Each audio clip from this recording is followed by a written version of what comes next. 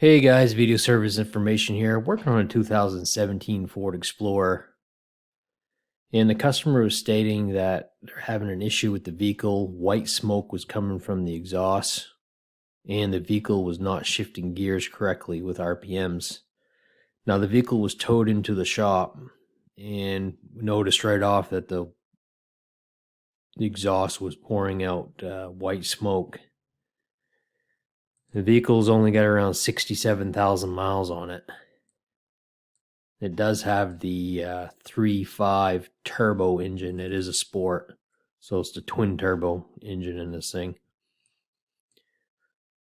Got the vehicle on the lift, and we noticed that the whole undercarriage was oil soaked right from the front of the vehicle all the way to the back. And the oil was coming from the exhaust area downpipe on the turbo, on the rear turbocharger.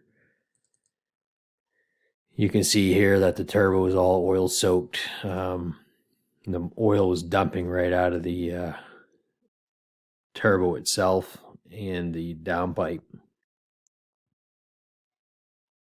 You got looking inside the downpipe, and we could see that it was all oil soaked down in the downpipe.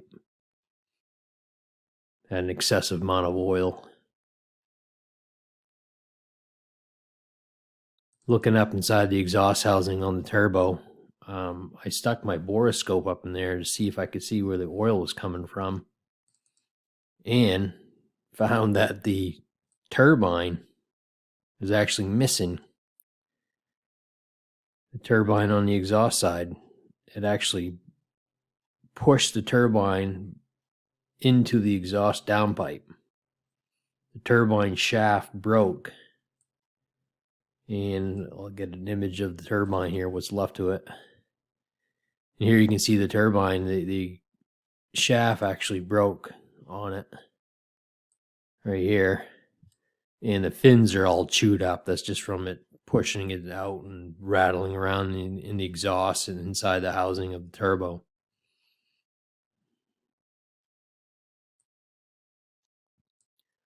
So definitely going to have to recommend a new turbocharger on this thing. I know Ford has some issues with the turbos leaking on them. It's hard to say if this thing was leaking prior because there was so much oil underneath it. Didn't have any service history or any complaints prior to this one where the customer was saying it had been leaking oil. So we got a catastrophic turbocharger failure. So obviously contaminated the catalytic converter and the O2 sensor. So it's going to need a new O2 sensor, new converter, which is this whole assembly here.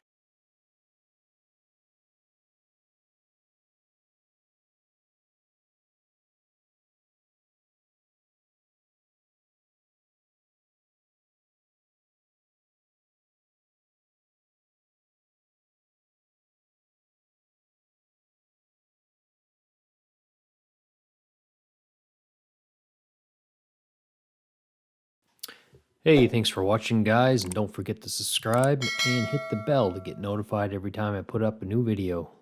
Have a nice day.